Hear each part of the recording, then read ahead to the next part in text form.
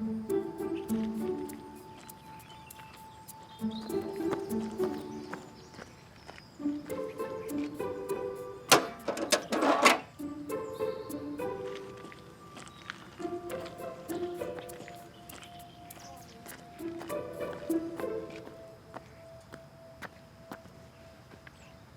once made a film with Leni Riefenstahl, the notorious German film director who made propaganda films for the Nazis. And she told me that Hitler told her that he decided to join the Nazi party while looking down on the world from a mountain. Now, I don't know if that's true, but I do know that mountains have a powerful effect on people. Mountains cloud your judgment. They heighten your emotions and intoxicate you. And in Renaissance times, the times we're looking at, they intoxicated that especially disquieting Renaissance presence, Leonardo da Vinci. When Leonardo pops up in Renaissance films, he's always presented as this great gatherer of knowledge. Leonardo, artist and scientist, the leading genius of the Renaissance. And of course, he was very clever and all that, but he was also driven, unsettling, imbalanced. And that's the Leonardo we'll be looking at in this film.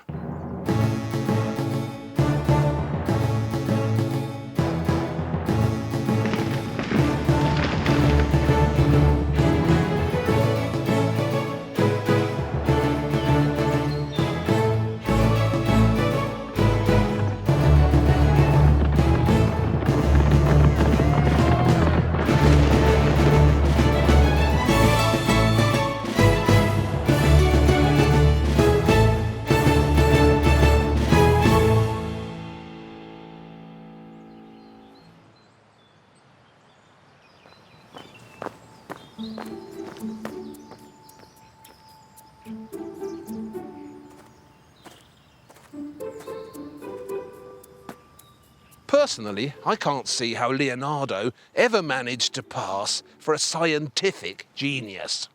One look at his paintings tells you there was something strange about him, something peculiar and visionary. So in this film, a film about the darkness that enveloped the Renaissance as it hurtled through the 16th century, we'll be celebrating Leonardo the fiery visionary, and not Leonardo the brilliant scientist. And then, when we've done with Leonardo, we'll turn to all the other wild-eyed eccentrics who began popping up in the Renaissance in increasing numbers. Hieronymus Bosch, Archimboldo, El Greco. The Renaissance is supposed to be the first modern age of reason. But look how packed it really was with unreason.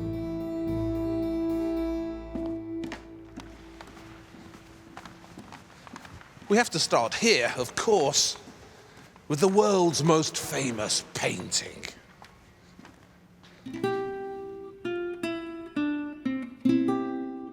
Painted in around 1504, the Mona Lisa has spent half a millennium confusing people.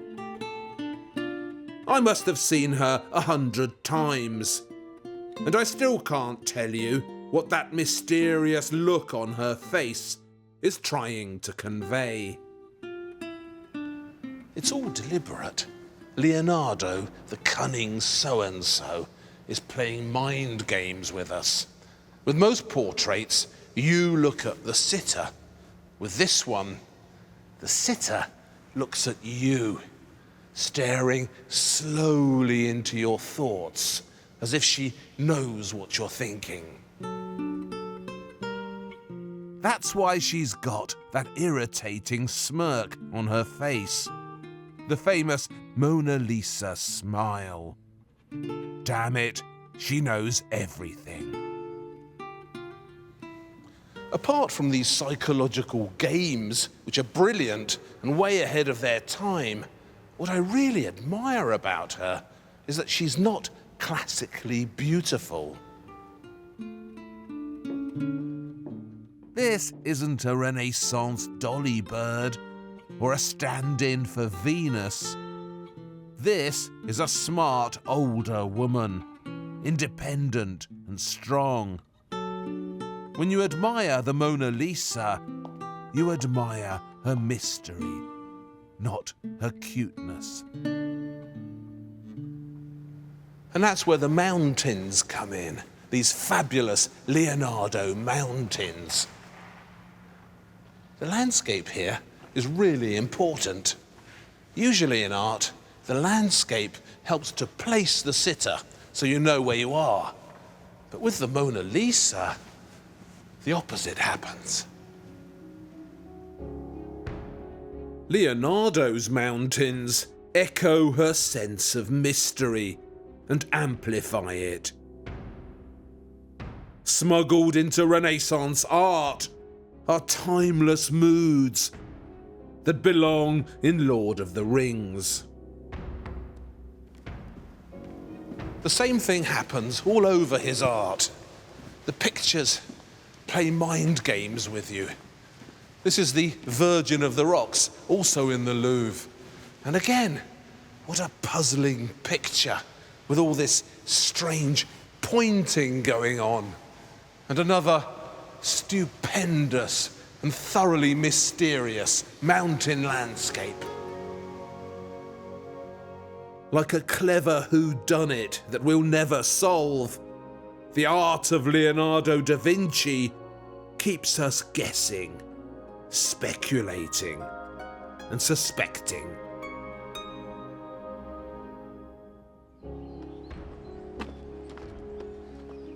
It's true of so much of his art, as if he's deliberately stoking up the sense of mystery to keep us interested.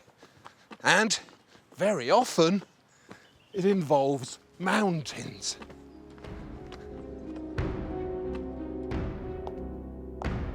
In Windsor Castle, in the Royal Library, there's a remarkable set of drawings.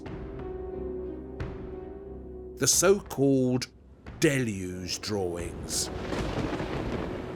Made towards the end of his life, in around 1514.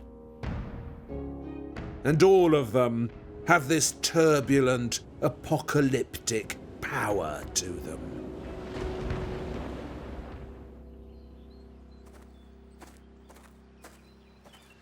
When I first saw these deluge pictures, I assumed they were scientific drawings in which Leonardo was recording the effects of a particularly fierce storm. And we now know that in 1513, there really was a terrible landslide here in Bellinzona, near the Swiss border with Italy, and that Leonardo may have witnessed the damage as the mountain crumbled and slid into the valley. Una frana gigantesca e impressionante ha colpito il villaggio di Preonzo, vicino Bellinzona, area. And guess what? Just recently, in 2012, it happened again, in this same valley. You can see it on YouTube, the Bellinzona landslide. It's very dramatic.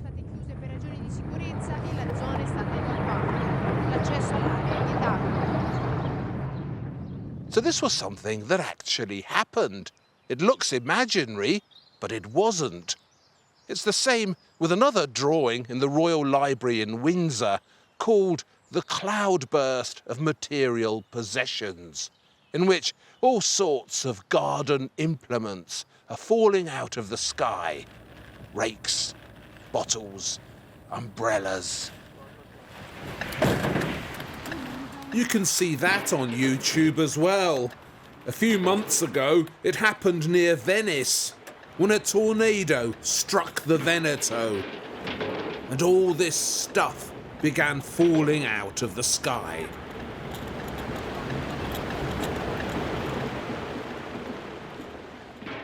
So all this can really happen.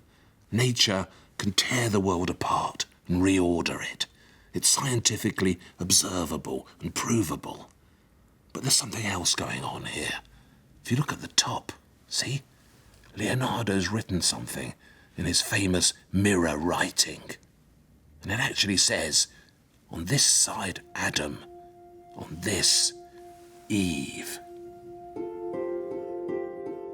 Adam and Eve, the first man and the first woman in the Bible, who committed the first sin.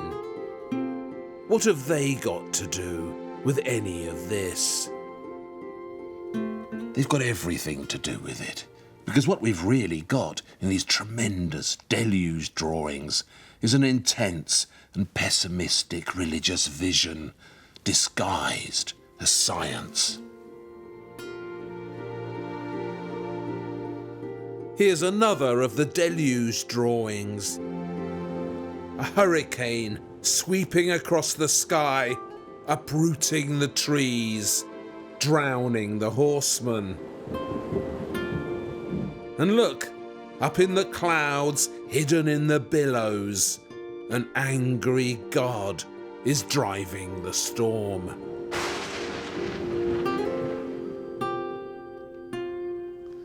Look over here in the corner, see? There's a cloud load of trumpeting angels blowing the final chord. We've seen angels like this before in this series. Back in film 2, when we visited the Sistine Chapel and saw Michelangelo's Last Judgment, where another cloud load of trumpeting angels is playing the final tune. These deluge drawings may look like accurate observations of nature, things that Leonardo actually saw, but what they really are fantastical envisionings of the final apocalypse, the end of the world. This isn't the handiwork of a particularly clever scientist. It's the handiwork of a particularly pessimistic visionary. In the mind of Leonardo da Vinci, exquisite knowledge had turned into exquisite despair.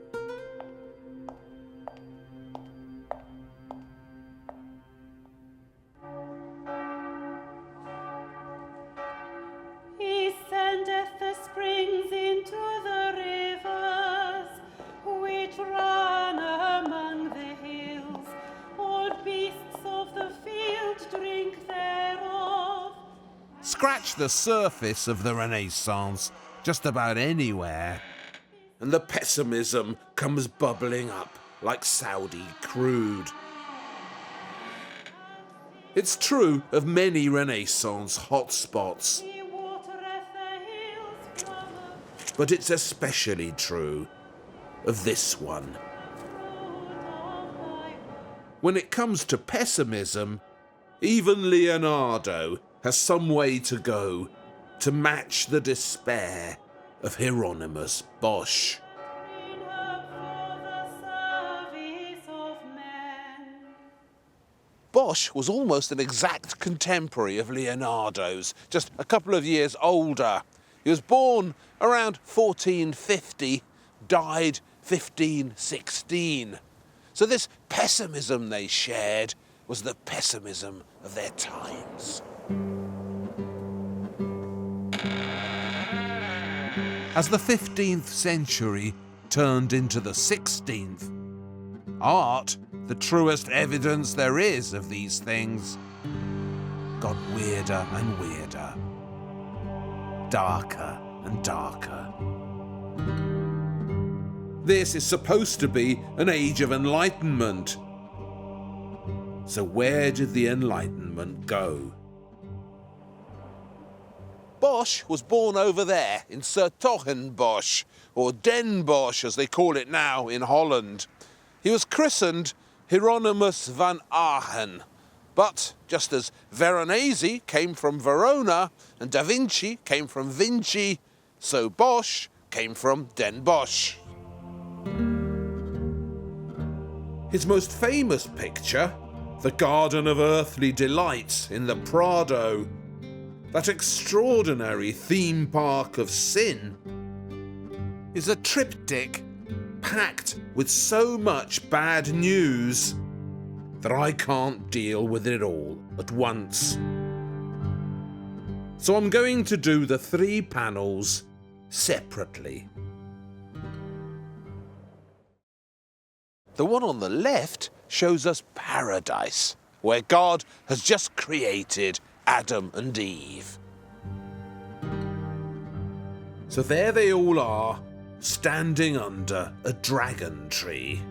And because this is paradise, Satan is there as well. But he's in disguise. He's usually shown as a snake, but Bosch reinvents him as an owl, lurking in his cubbyhole at the centre of paradise. The owl, the dragon tree, they're all symbolic details, and the picture is jam-packed with them. It took us 3 hours to film it in the Prado, and we still didn't finish. Bosch was part of a large family of painters, the Van Arkens, who worked communally in a house by the market in Den Bosch, with everyone chipping in. They all lived and worked in a studio on the square here, and that is where the Garden of Earthly Delights would have been painted. While the left-hand panel shows us paradise, the central panel is a picture of Disneyland. Oops, sorry, no it isn't. It's just that it looks like it, with its Cinderella castles and its Sleeping Beauty fountains, and all that romping and revelling in the grass. What it actually shows is paradise a bit later on, as it were, once the humans and the animals have settled in and, spurred on by Satan, begin doing what humans and animals always do when you let them off the leash. Show a man a woman and he'll sin with her. Show a woman a man and she'll tempt him. Or so Bosch is telling us, as he warns us in excruciating and marvellous detail of the unstoppable dangers of lust. Because Bosch's art is so strange, some very daft suggestions have been put forward to explain it, particularly that middle panel. It's been claimed that he used hallucinogenic drugs to imagine this. Renaissance LSD, perhaps. And Freudians have outed him as a repressed sadomasochist. Another popular idea is that he was a member of a secret religious cult, and that his art was smuggling wicked heretical ideas into the Renaissance. But of course, he wasn't any of those things.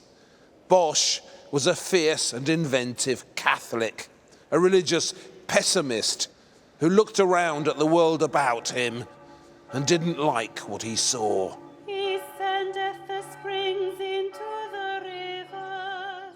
In Bosch's time, Sir Bosch had about 18,000 people living in it. And of those 18,000, 2,000 or so were religious folk. Monks, friars, nuns. Have their habitation and sing among the branches. So this was an unusually religious town. And these unusually religious moods are his moods. For the cattle and green herb for the service of men, that he may bring food out of the earth. It's been suggested that a version of the Garden of Earthly Delights used to hang here in the cathedral in Bosch. But the nudity was too much for later times, so it was replaced. And the wild asses quench their thirst. Beside them shall the fowls of the air have their habitation. Some of the strange architecture in the garden was inspired by this new font for baptizing children, which arrived in the cathedral in 1492. He watereth the hills from above. Bosch converted it into an ungodly blue totem that the locals are worshipping in their religious Disneyland. And green herb for the Full of guilt and terror, set free in paradise, mankind gets straight down to the business of forgetting the true God. the Lord shall rejoice in his works. So the central panel is packed with sinners, and all that sinning can only lead to one place: hell. And that's what's depicted in the right-hand panel. I will praise my God while I have my Hell is Bosch's speciality. words. He painted the most imaginative and terrifying scenes of punishment and distortion to be found anywhere in art. Of the earth, and the ungodly shall come to an end. I don't need to describe them. O my You can see what they are. glory be to The only thing that needs pointing out, perhaps, is that this is Renaissance art as well, just as Renaissance as the Mona Lisa. world without end. Amen.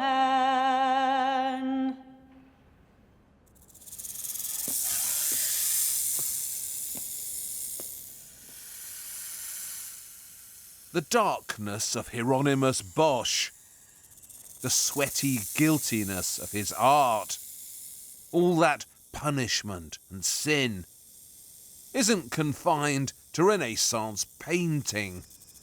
It's a feature, too, of Renaissance ceramics, and particularly of the remarkable plates made in Renaissance France by Bernard Palissy.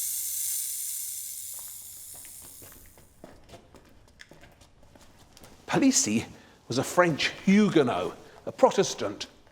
He was born in around 1510 and died aged about 80 in the Bastille prison. They locked him up because he was fiercely religious and refused to denounce his Protestant faith. We're not sure where Palissy learned to make his remarkable Renaissance plates. He seems to have been largely self-taught. They say he was trying to recreate Chinese porcelain. But I don't think I buy that. It's obvious, surely, that Palissy's plates have a dark side.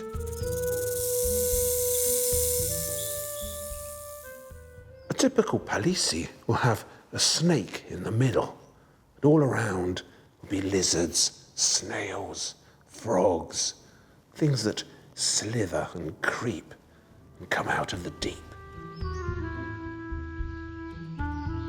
They're spectacularly realistic and ahead of their times.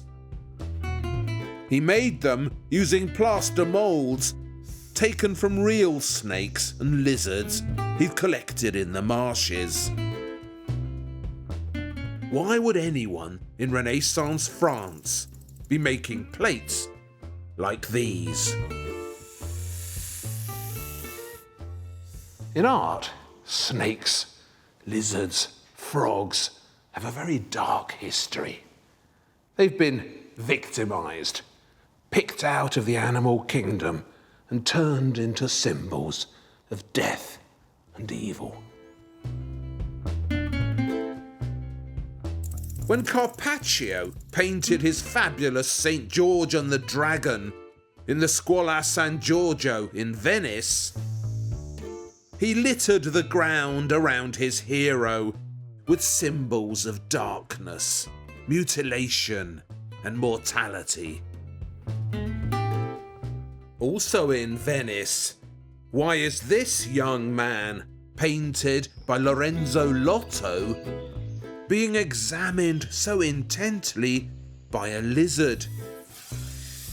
Because the lizard's job in the painting is to remind the young man that youth is short and death is waiting.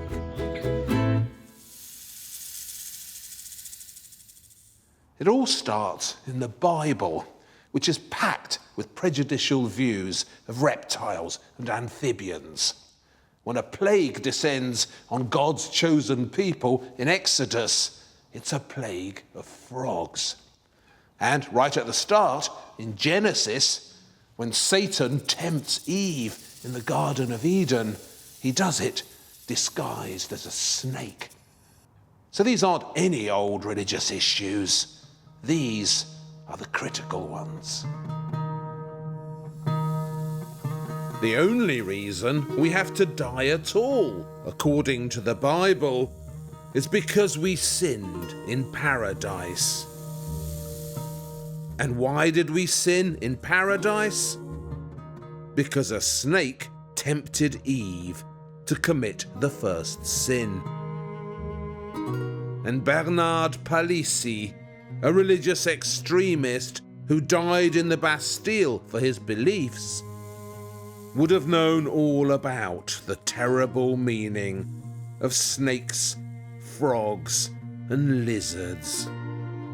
And that's why he put them into his revolutionary ceramics.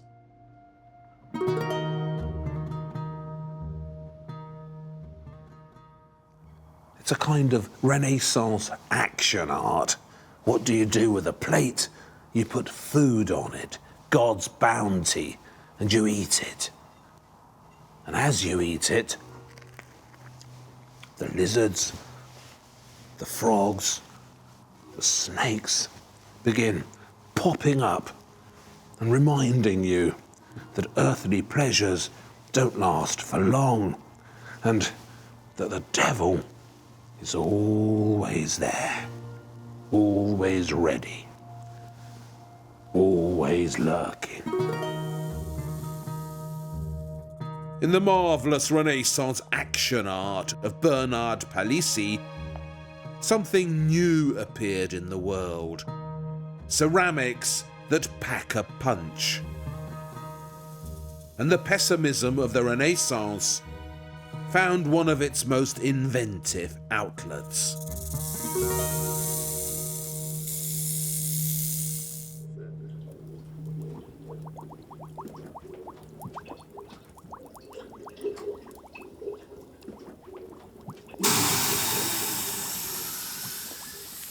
The deeper you go in the late Renaissance, the weirder it gets. Especially if you stray into Renaissance Prague, the unlikely bailiwick of this notoriously peculiar Habsburg emperor. Oh, okay then. This isn't really Rudolf II and he didn't really have an edible chestnut for a chin or a pear for a nose. But this is a portrait of him, painted by his remarkable court painter, Giuseppe Archimboldo. Even in this strange stretch of creativity that is late Renaissance art, Archimboldo stands out. The Renaissance always liked puzzles, tricks, complexities. But with Archimboldo, this taste for conundrums reached a startling climax. Although he was Italian, from Milan originally, Archimboldo came into his own, if that's what this can be called, in Prague, where he found himself at the end of the 16th century working for Rudolf II. Plenty of people have plenty of views on what Archimboldo was trying to do. He's an alchemist, say some. A magician, say others. Or perhaps an occultist. It was actually simpler than all that. He was just a man of his times. If you poke about in the recesses of late Renaissance art, step just a little bit off the beaten track, you'll find lots of signs of an appetite that had arisen for mutation and strangeness. Look at this thing, commissioned by Rudolf II from his favourite jeweller, Abraham Jamnitzer. It's the beautiful Daphne turning into a tree made of coral, as the laws of nature are usurped by the laws of art. And speaking of nature, what about this unexpected Renaissance plate at the Ashmolean Museum in Oxford? It's another disguised portrait, made up this time of interlocking penises. That caption actually reads, "Everyone looks at me as if I were a dickhead." Oh yes, the Renaissance, rebirth of civilization.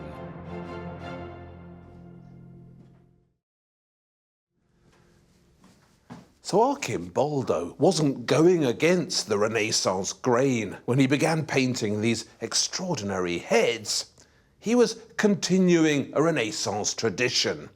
And while he was at it, he was throwing in some sneaky satire. This librarian, made completely of books, is having a little dig at all the showy Renaissance book collectors who pretended they were learned because their shelves were heavy with unopened books. His beard is made out of the fur tails that these learned Renaissance types used as dust whisks. And the curtain, that's the curtain that sealed off the reading area in the great man's private library. Shh, it seems to say, scholar at work. There's so much clever pictorial invention going on in Archimboldo. See this plate here, for instance, full of excellent kitchen produce. Look what happens when, through the magic of television, we turn it upside down.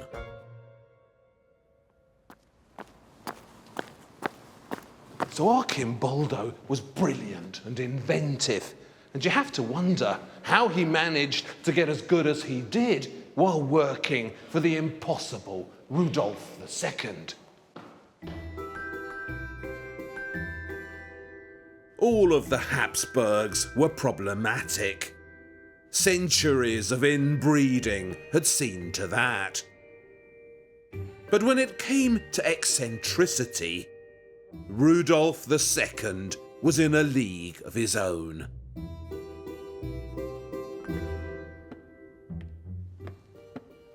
In art, he'd developed an uncontrollable appetite for the erotic and filled his castle walls with the paintings of Bartholomeus Spranger, a sly eroticist from Antwerp who knew exactly where to press Rudolf's buttons.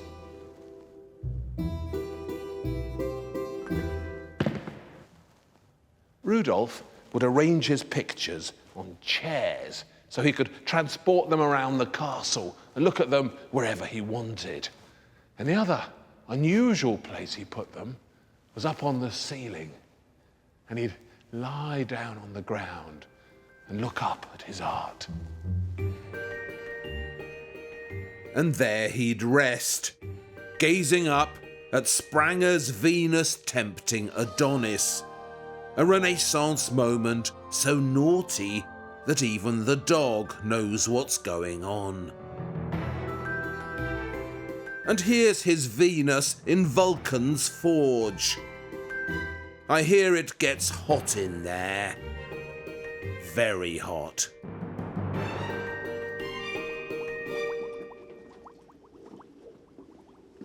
His other great passion, apart from erotic art, was alchemy.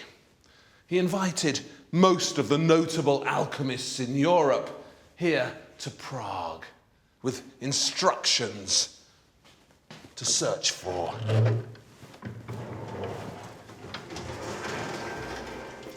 the Philosopher's Stone.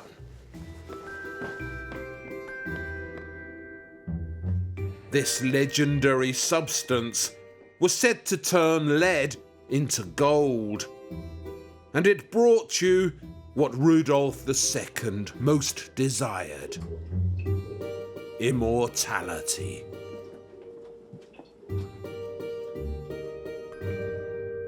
He had his own private alchemy laboratory where he conducted increasingly dangerous experiments in this desperate search for eternal youth.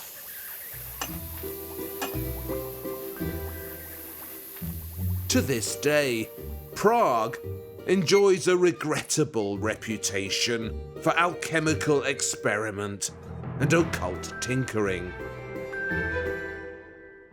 It's the European capital of hocus pocus, and it has Rudolf II to thank for that. Another of Rudolf's eccentricities was to lead his life entirely by the horoscope. The stars ruled his every move.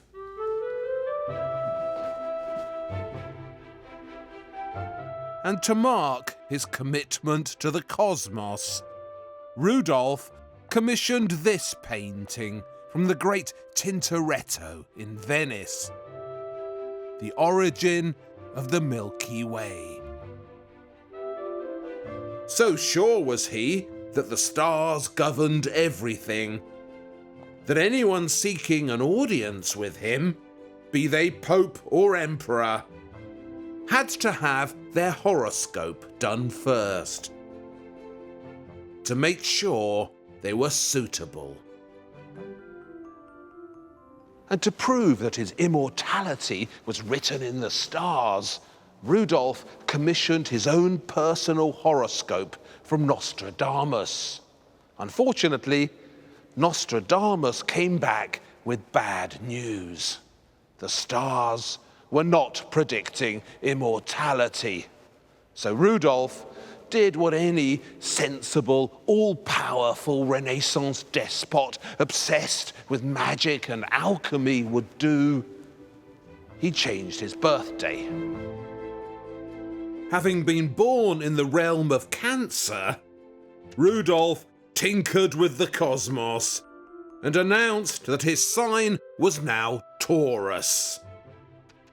But the stars weren't fooled. Nostradamus predicted that Rudolf would live to 73. Unfortunately, he only made it to 60. But in his weird Renaissance way, he certainly left his mark. For a brief but exciting moment, Prague became the epicenter of a wild wing of the Renaissance. And to this day, the strange things done here in the name of Rudolf II have not been forgotten. So perhaps he did achieve some immortality after all.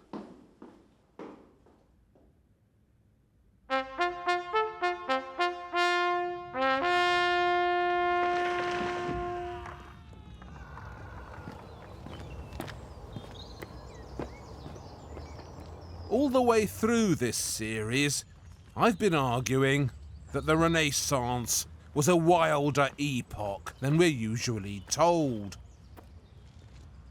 And to make this point, I've sometimes had to deal with nuances. But other times, the wildness stares you in the face, and you just can't miss it.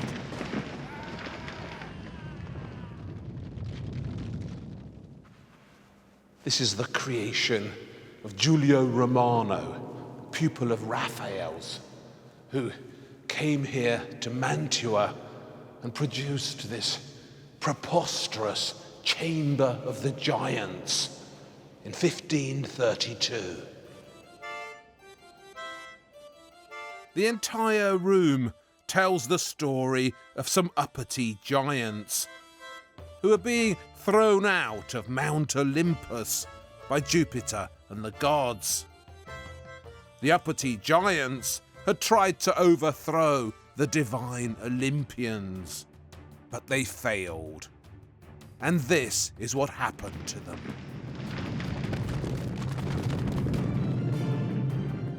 So that's actually Mount Olympus up there. And there's Jupiter, the king of the gods, with his thunderbolts. And on the right, in the low-cut tunic, that's Juno, the queen of the gods. And all the other gods are up there as well. There's Apollo with his lyre. And on the other side of the mountain, Kronos with his scythe. And next to him, with the two faces, there's Janus. What a fine name that is, Janus.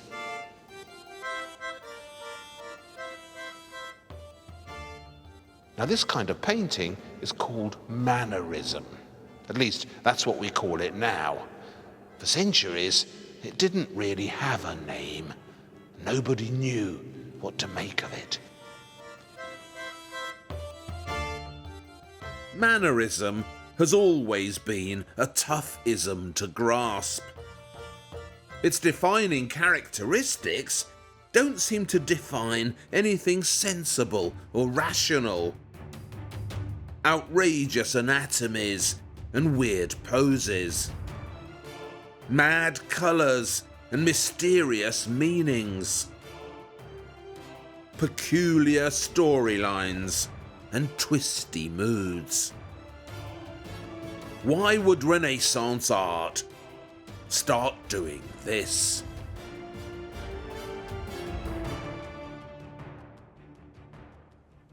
In here, for instance, to make a potty experience even pottier, the entire floor was originally covered in river pebbles, and that's what you walked on. It's as if common sense has been thrown out of the window, and everything has grown illogical, distorted, and strange.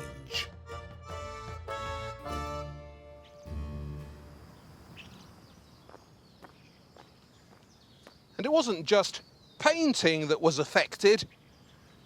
It hit all the arts. This is the famous Apennine Giant by Giambologna. And how about that for a garden ornament? So unexpected and gargantuan. and so clearly not influenced by the Greeks.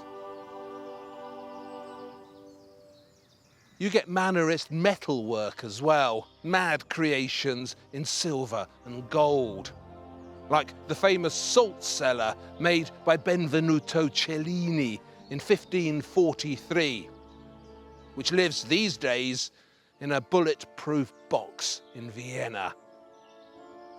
He's the salt, she's the pepper.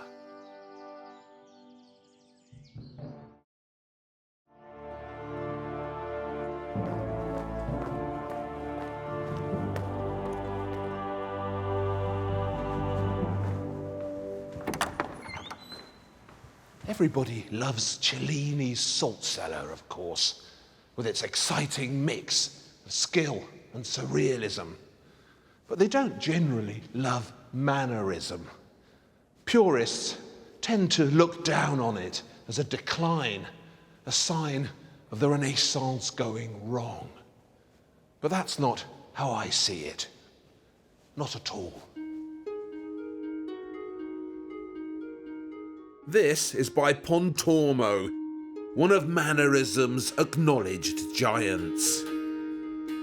It's his Visitation, the moment in the Bible when the pregnant Virgin Mary visits her pregnant cousin, Elizabeth.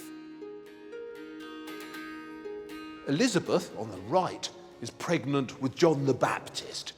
Mary, on the left, is pregnant with Jesus. So this is a moment of momentous sanctity, a collision of divine pregnancies. And Pontormo has imagined it for us so unusually. There are actually two Marys in the picture and two Elizabeths. One from the front and one from the side. And all four of them are floating in a frozen religious dance. A dance in a distant dimension. It's true of all his art. Pontormo's eerie religious pictures tinker with the logic in the world. Stretch it, recolour it. It's as if Renaissance art has given up on realism and embraced the strange, the twisted, the heightened. These are not everyday moments. So why should they be painted in an everyday manner?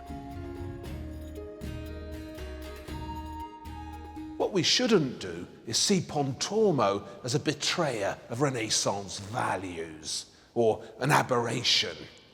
All the way through this series, I've been banging on about how the Renaissance was never as ordered or as stable as we've been told. It was always full of passion, idiosyncrasy, and darkness. You just had to look at it the right way.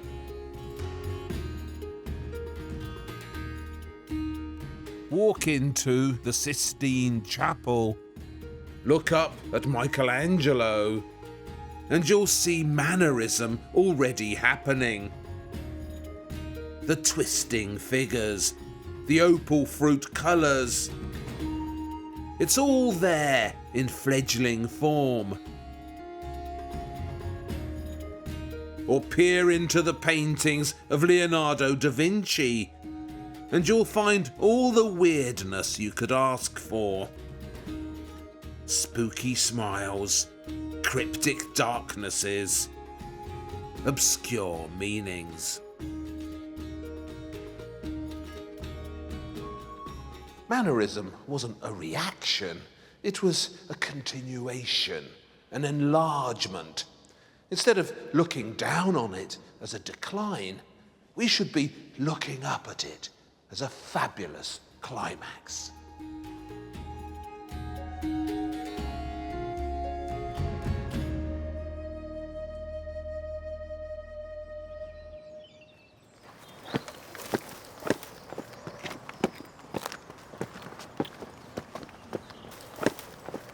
Do you know how many landscape painters we've looked at so far in this series? None. Not a single one. That's partly because landscape painting was looked down on in the Renaissance, but also because the Catholic Church banned it at the Council of Trent, where all profane subjects were deemed unsuitable for art. So you had to be a real rebel to paint landscapes in the Renaissance, and that's what we've got here in Toledo, one of the fiercest rebels ever to pick up a paintbrush. In Spain, they called him El Greco, the Greek. He looks ordinary, doesn't he? But he wasn't. El Greco was actually born in Crete, which was a colony of Venice at the time, and the first paintings we know by him are Byzantine icons. So stylized and orthodox, they could have been painted in the 10th century, and not the 16th, which is when El Greco was actually born, in 1541. At some point in his 20s, he left Crete and moved to Venice, where he worked briefly in Titian's studio, absorbing the big colorific lessons of Venetian art and changing his style into something more Western, with a twist of Byzantium in it.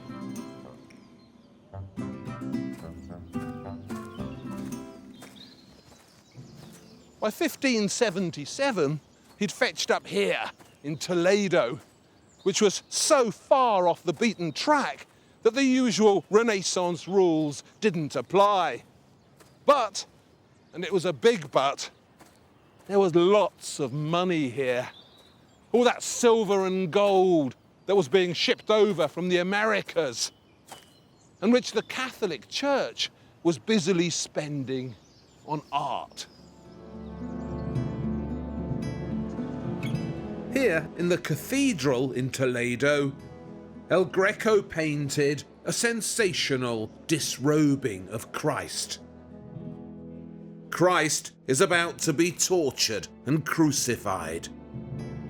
So the crowd is pressing in around him, eager to strip off his clothes and expose him fully to the pain. I think El Greco is one of the most exciting of all the old masters. When I was a kid, I used to cut out pictures of paintings from a magazine called Knowledge and hang them on my wall. And one of the first ones I cut out was El Greco's St. Martin and the Beggar. I couldn't stop looking at it. St. Martin, who's rich, meets a beggar while he's out riding. The beggar is cold, so Martin cuts his cloak in two and shares it with him. It's such a haunting picture, with two figures stretched out, flickering like candles against the sky. The Renaissance hadn't seen art like this before. No one had. This is more than Mannerism. This is Mannerism plus. Extreme moods, unusual colours, wired poses.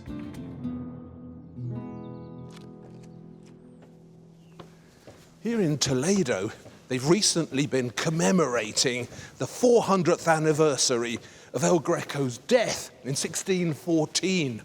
So they cleaned up all his pictures, and we can finally see his colours as they were meant to be seen.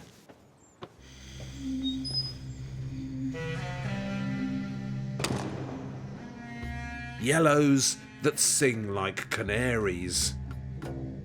Greens so vibrant and tangy you can taste them on your tongue. purples so vivid, Titian himself would have been proud of them. This is the Hospital of St. John the Baptist, the Hospital Tavera. And that is El Greco's baptism of Christ. Look at all these figures who've turned up to watch, twisting, pushing, bending to get a better look, all except God himself, who's sitting up there on a cloud with his crystal ball. So he knows what's going to happen, and he's not celebrating. El Greco was so remarkable and different that art history took 300 years to understand him. It wasn't to the beginning of the 20th century that he was plucked out of obscurity and recognized at last as a fabulously inventive genius. One of the pioneers of this new understanding of El Greco was Picasso, who borrowed so much from his distant master.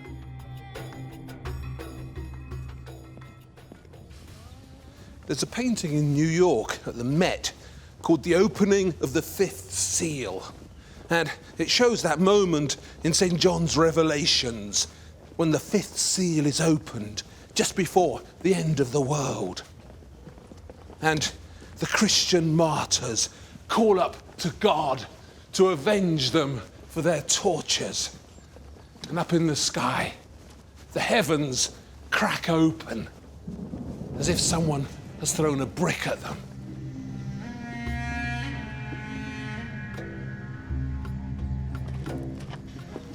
The opening of the fifth seal used to hang around the corner from Picasso in Paris, and it inspired his most famous painting, the Demoiselle d'Avignon, the picture that started Cubism.